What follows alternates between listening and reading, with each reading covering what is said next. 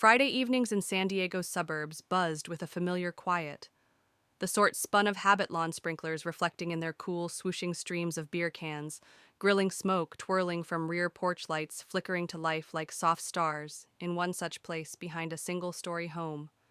With paint faded three retired Marines, Mark, Ethan, and Luke, at under the shade of Edison bulbs, their monthly ceremony, a sacred focal point tied by service and immovable allegiance. They clustered about a worn-out fire pit, stakes sizzling beers, clinking stories retold with the comfort of old boots. It wasn't a matter of food or stories. It was a matter of something concrete in a world that too often drifted away like sand.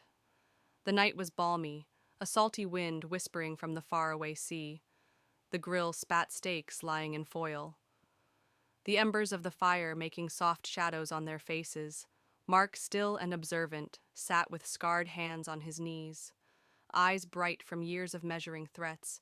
Ethan, boisterous, leaned forward, beer in hand, laughing through a tale of a desert disaster.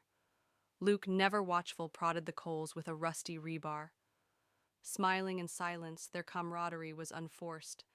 The backyard vibrant with a soccer ball's thud, two houses down a dog's languid bark, and Springsteen's deep crown from a cracked speaker. This was peace hard-won and fiercely guarded. Ethan tossed a bottle cap at a dented bucket, missing with a grin. Mark shook his head. A grunt. His only respond as the navy sky grew dark stars piercing through the instant felt ideal. Earned but on the other side of the street, unnoticed a porch light flicked on, bathing an empty lawn in yellow.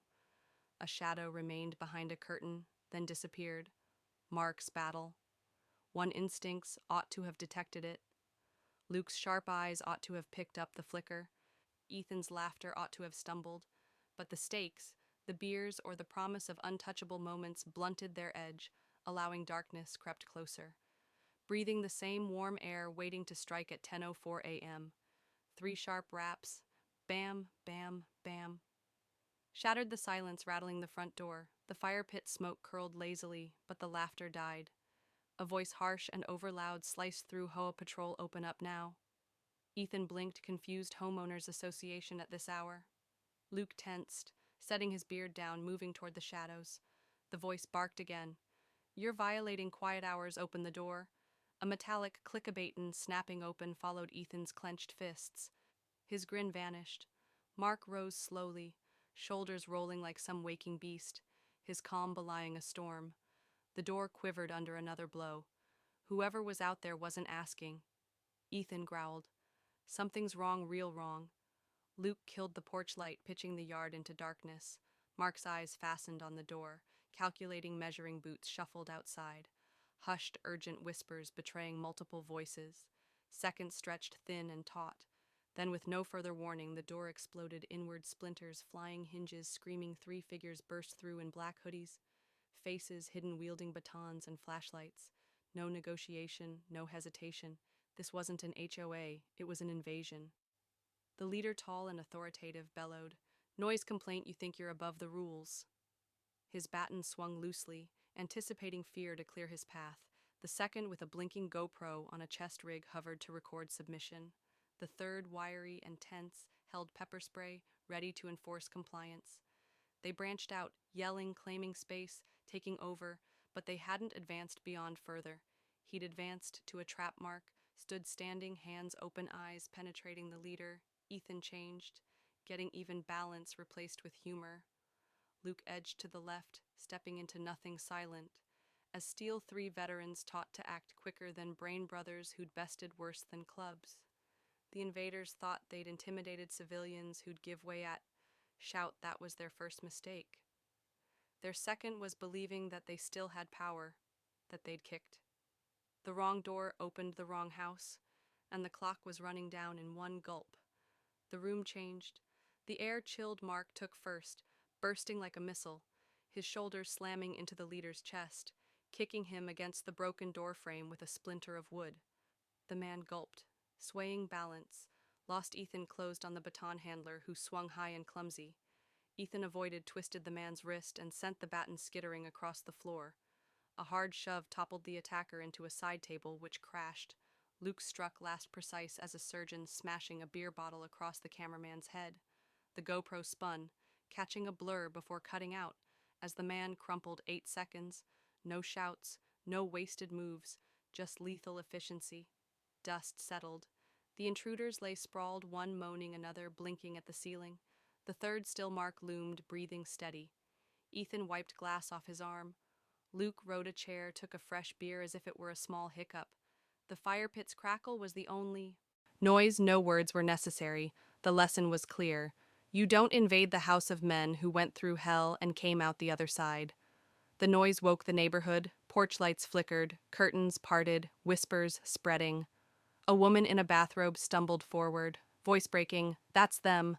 They threatened my child last week for playing too loudly." An older man with a flashlight nodding. "They cut my tires, called it a fine for my lawn." Confessions spilled out midnight. Threats destroyed cameras, missing pets. The HOA night patrol wasn't enforcing rules. They were predators using bogus badges to extort silence. Until tonight, fear had kept the street quiet. Now it was breaking inside. The Marines worked with calm focus. Mark, zip-tied wrists and ankles. Ethan hauled a chair, dropping an intruder onto it. Luke stripped them of batons, spray, and a hidden GoPro. The invaders' faces bare, sat like broken trophies. Their arrogance shattered outside neighbors, gathered fear, turning to hope. Police sirens wailed, red and blue lights pulsing. San Diego PD swarmed, weapons low. Scanning the chaos, the broken door and zip-tied men told half the story. A sergeant approached Mark, cautious. "Step back, sir. We'll handle it, Mark." Complied, hands visible. Luke and Ethan move aside. An officer discovered a counterfeit HOA enforcement badge, then a duffel containing illegal batons, pepper spray, and spreadsheets of families' schedule shilling evidence of a racket. The sergeant's skepticism disappeared, replaced by cold concentration. He looked at Mark, observing the busted door military mark, pointing at the destruction. 3 Marines. "That's all you need to know." The sergeant nodded. A near salute order was restored, not by chaos, but by men who knew the line of justice and crossed it by morning headlines broke. Marines foiled phony HOA gang veterans, administer midnight justice images of the broken door, and seized equipment circulated online. Mark, Ethan, and Luke, names missing from headlines for years, were celebrated as heroes. Neighbors provided interviews, their fear substituted by relief. The narrative grew, connecting similar cons throughout California. Phony enforcers extorting money, threatening families, one intruder to face serious charges. Cracked, revealing a disbarred attorney. Statewide plot, utilizing fear to extort quiet neighborhoods. 12 teams all crumbling, because 3 Marines had no intention of blanching in interviews. The 3 minimized it, just having a barbecue. Mark said, nearly smiling. "Wrong backyard." Ethan shrugged. Luke, mute. Let the broken door tell justice wasn't sirens or speeches. It was quiet, messy. Human neighbors mobilized, repairing Mark's door, installing security, beginning real watches. Potlucks bloomed, holiday lights glowed brighter. Fear lost its hold back at the house. Repairs were swift, but Mark held a splintered piece of door above the gorilla scar, transformed into trophy Fridays. 3 chairs, a cooler. Luke's guitar. They didn't linger on the night unless asked, responding with chuckles. Not pride, they hadn't struggled for glory, but for peace. The ability to grill beneath stars with brothers. The fire pit crackled, steaks sizzled, and the world on the other side of the fence receded. Some battles left marks not of anger but of truth. Peace isn't granted. It's earned, defended by men who understand its cost and protect it fiercely in court. The intruders pleaded guilty. Home invasion, assault. Conspiracy sentences were severe. No parole for the ringleader. The judge's verdict was silent, but justice thundered for Mark, Ethan, and Luke. It wasn't about court. It was about making sure nobody lived in fear again. The neighborhood transformed, united not by rules, but by trust.